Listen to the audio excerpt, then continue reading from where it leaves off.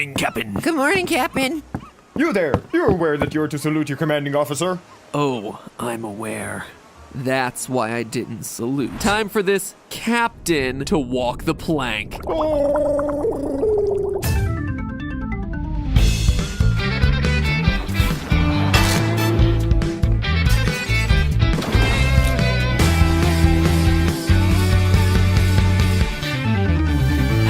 Internet, welcome to Food Theory, the show that stays crunchy even in milk. Theorists, if you're anything like me, there's nothing worse than soggy breakfast cereal. Well, maybe cereal that tastes like green onions, or cereal that tastes like cardboard. I guess finding out your favorite cereal mascot is inbred is pretty bad too. You know what? Maybe there are a few things worse than soggy cereal, but soggy cereal is still definitely up there on the list. And that is precisely why in 1963, the Quaker Oats Company launched Cap'n Crunch, a cereal that supposedly stays crunchy in milk longer than other cereals. It's Cap'n Crunch, the cereal named after me. Cap'n Crunch, delightfully sweet, sugar sweet, and fun to munch cause it keeps its crunch.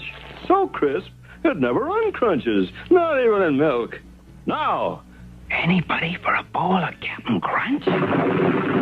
What the captain is neglecting to tell everyone is that not only does it stay crunchy in milk, it also feels like glass shards on the roof of your mouth. Now, Captain Crunch cereal isn't sold worldwide, so in case you live far across the 7 seas and are unfamiliar with the titular character, here's the backstory on old Captain Horatio Magellan Crunch. Yes, that is his real canonical name. Since his earliest television commercials, the jolly silver-haired captain has sailed the soggy seas on his ship, the SS Guppy, with his crew of misfit children and his first mate, Sea Dog. His quest? To defend the secret of their cereal signature crunch from the likes of his arch nemesis, the barefooted pirate Jean Lafoot. And for decades, it was nothing but smooth sailing for the captain. His cereal was a hit, and, well, no one was accusing him of violating United States federal law. But one of those things would have to change in 2013, and you guessed it, it was the federal law thing. You see, Captain Crunch is a lot of things. By the end of today's episode, you'll understand that he's a con artist, he's a liar, he's a thief, and he may even be a murderer. But one thing he is most certainly not is a captain. So hold your nose and close your eyes, theorists, because today we're diving into why Captain Crunch is not only headed to jail, but is quite possibly the most dishonorable food mascot of all time. To understand today's theory, you first have to understand the Stolen Valor Act of 2013. There was one from 2005 as well, signed into law by then President George W. Bush, but the one we're talking about today is one signed under the Obama administration. Now, I imagine most countries simply call it impersonating a military officer or something along those lines, but here in the States, stolen valor is the cool way we refer to the act of fraudulently claiming to have served in the military, or embellishing one's rank within the military, or lying about having received certain valor awards. And doing any of those things is literally a federal crime. A crime that a certain cereal mascot running around falsely calling himself a captain may just be violating. Now, we have to keep in mind that Horatio Crunch here would only be guilty of stolen valor if he was wearing a US military uniform. If he were lying about his rank as a member of, say, the Queen's Guard, he wouldn't be in violation of the US's Stolen Valor Act. So can we confirm that Captain Crunch is indeed wearing a US naval uniform? Indeed we can. Now, it may not resemble contemporary US naval uniforms too closely, but if we turn the clock back to the 1800s, it is clear that all the distinctive components of Captain Crunch's uniform were in fact once utilized in real life by the US Navy. The epaulets on the shoulders, the bicorn hat, the white trousers with a high-collared blue coat, even the tails, which the captain wore in some of the earliest commercials. So let's first take a closer look at Captain Crunch's uniform. That is not the uniform of a captain in the US Navy, and we can tell based on the stripes on his sleeve. Over the course of the decades-long television commercial campaign, we've seen Captain with 1, 2, and 3 stripes on his sleeves, indicating the ranks of ensign, lieutenant, and commander, respectively. But at no point has his sleeve ever displayed 4 stripes, which would denote the rank of a captain. At best, it would seem that he's risen to the rank of a US Navy commander, a rank that is 1 level lower than captain. And our source for that is the US Navy itself. That's right, the Navy has actually weighed in to confirm this, as Lieutenant Commander Sarah Flaherty, a US Navy spokesperson, stated in 2013, quote, "Captain Crunch appears to be wearing the rank of a U.S. Navy commander. So why then does he refer to himself as a captain? Well, after years of being badgered with these types of questions, the captain finally defended himself on Twitter, which honestly was his first mistake. No, not on Twitter, Captain. Defensive Twitter threads will never work because people like me will tear apart everything you say and hold it against you. Anyway, he responded with the following, quote, "A naval officer of any rank will have the title captain because whoever is in charge of a ship assumes the title of captain." Which, gotta say, is a very valid point, Horatio, except for the fact that it doesn't apply to you because you are not a naval officer. That's right, Lieutenant Commander Sarah Flaherty once again weighed in on behalf of the U.S. Navy, saying, quote, "Our personnel ratio, except for the fact that it doesn't apply to you because you are not a naval officer." That's right, Lieutenant Commander Sarah Flaherty once again weighed in on behalf of the U.S. Navy, saying, quote, "Our personnel records do not show a Captain Crunch who currently serves or has ever served in the Navy." Oh, snap, crackle, pop! You just got dunked on by the U.S. Navy. Let's drop anchor for a moment to unpack all this. Captain Crunch isn't merely exaggerating his military rank, he is straight up lying about his military service altogether. This would definitely explain why his uniform is pieced together like he's some kind of historical cosplayer. But if you don't believe the military records, then turn your attention to his ship, the SS Guppy. See, SS is a prefix used for civilian ships, often indicating that the ship is a screw steamer, or in more layman's terms, a steamship. Were he captaining a US naval ship, that ship would almost certainly have a non-civilian prefix. It would be called, say, the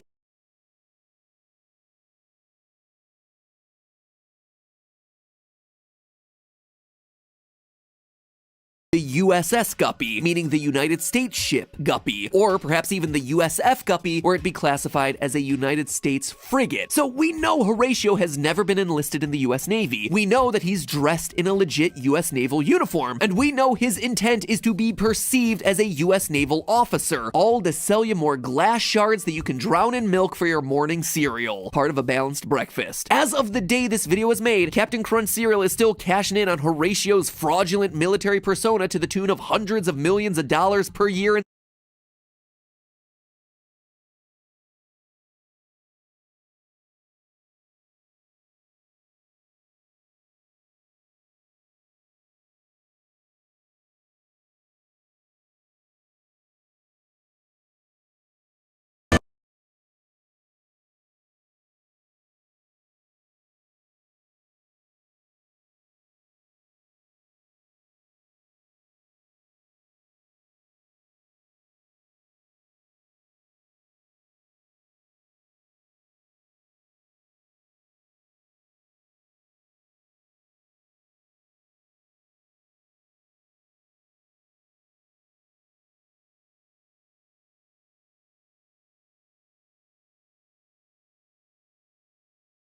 But if you don't believe the military records, then turn your attention to his ship, the SS Guppy. See, SS is a prefix used for civilian ships, often indicating that the ship is a screw steamer, or in more layman's terms, a steamship. Were he captaining a US naval ship, that ship would almost certainly have a non-civilian prefix. It would be called, say, the USS Guppy, meaning the United States ship Guppy, or perhaps even the USF Guppy, where it'd be classified as a United States frigate. So we know Horatio has never been enlisted in the US Navy. We know that he's dressed in a legit US naval uniform, and we know his intent is to be perceived as a US naval officer, all to sell you more glass shards that you can drown in milk for your morning cereal. Part of a balanced breakfast. As of the day this video was made, Captain Crunch cereal is still cashing in on Horatio's fraudulent military persona to the tune of hundreds of millions of dollars per year in sales. The fact that the Captain Crunch's lie is being perpetuated for the sake of financial gain makes it a clear-cut violation of the Stolen Valor Act. And mind you, these questions date back to 2013. Captain Crunch has had years to ditch the uniform, to lose the title of captain, or, you know, even apologize once. But Captain Crunch has shown no such contrition. This is no lighthearted, oops, I'll bury type of situation here, people. Now, I realize this may come as a surprise to some of you. After all, Captain Crunch has a real wholesome grandpa vibe about him. But here's the real tea theorists. Stolen Valor is just the first of Horatio's crimes. crimes. Consider this. On June 25th, 2012, Crunch's arch-nemesis Jean Lafoot made an attempt to steal the captain's supply of cereal. He live-tweeted the whole affair, managing to infiltrate the SS Guppy and take control of the ship. I wouldn't have thought tweeting out your crimes was a good idea, but then again, hey, maybe that's what it takes for a 21st century pirate to build their brand. At this point, though, things start to take a turn. Shortly after realizing he didn't know how to steer the ship, Lafoot was bitten by Captain Crunch's first mate, Sea Dog, and was forced to jump overboard to escape.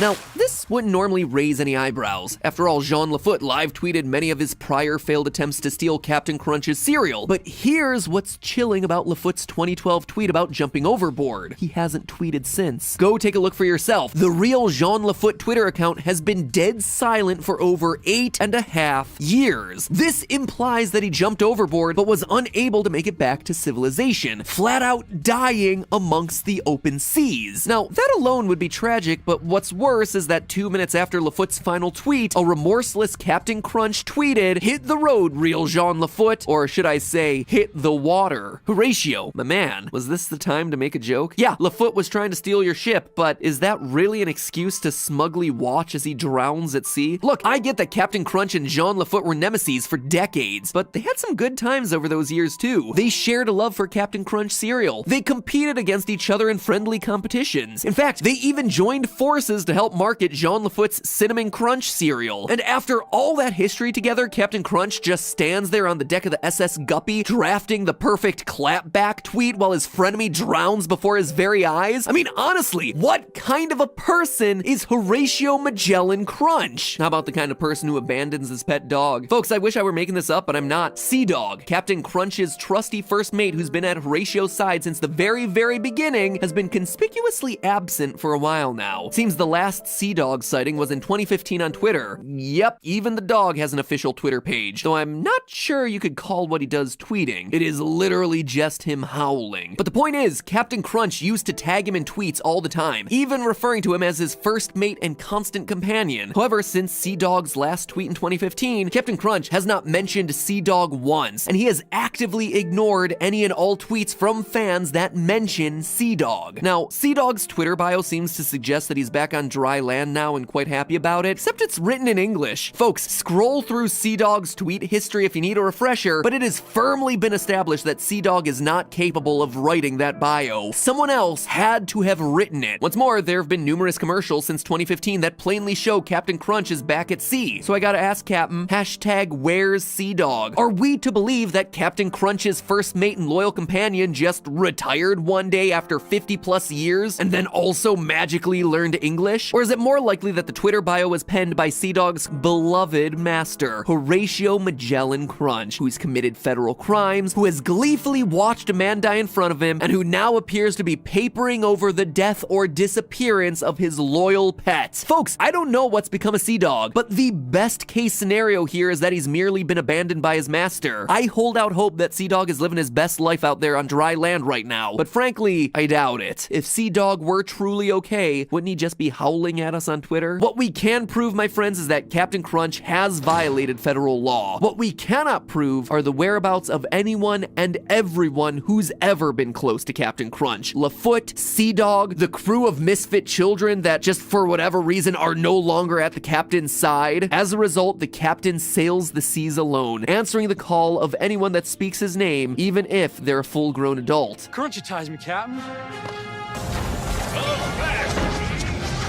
Well, ahoy, adventure! Perhaps the captain harbors hopes of replenishing his ranks and returning to his former glory. Perhaps he's seeking out his next victim. Or perhaps it's all part of a brand new scam. But I can tell you these two things for certain. One, that we've been underestimating this dangerous cereal mascot for far too long. And two, we owe a boatload of gratitude to the sponsor for today's episode, Bright Cellar.